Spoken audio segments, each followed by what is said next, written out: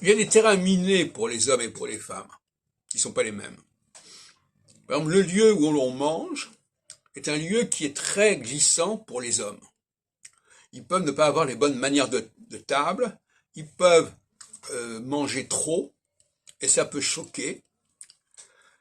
Et inversement, et ce qui est intéressant, c'est que dans les deux cas, ça passe par la bouche. Les femmes en société peuvent dire des choses qu'elles feraient mieux de garder pour elles, qui sont des indiscrétions, qui peuvent être d'ailleurs des commérages diffamatoires.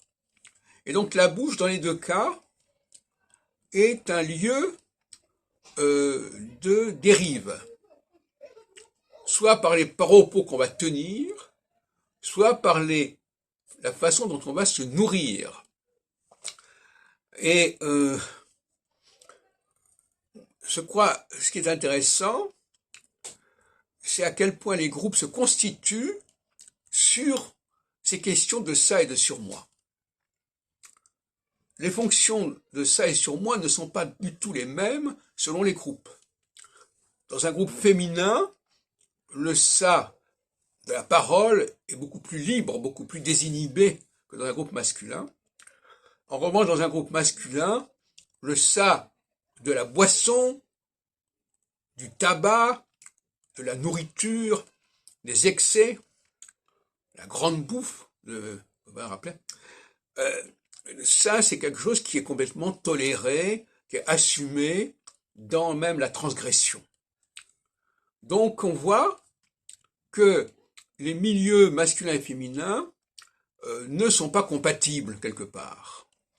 Et ça n'est pas étonnant de voir que dans bien des cas, les hommes se retrouvent entre eux, les femmes se retrouvent entre elles. Un cas classique traditionnel, c'était quand les hommes allaient, après le déjeuner, après le repas, fumer ensemble. Bon. Alors, il y a des choses qui ont été un petit peu défaites. Par exemple, le tabagisme, les lieux où l'on pouvait fumer, moi je suis pas un fumeur, hein, se sont raréfiés. Et inversement, dans les bibliothèques, on empêche les gens de parler. C'est interdit, c'est le silence et de rigueur.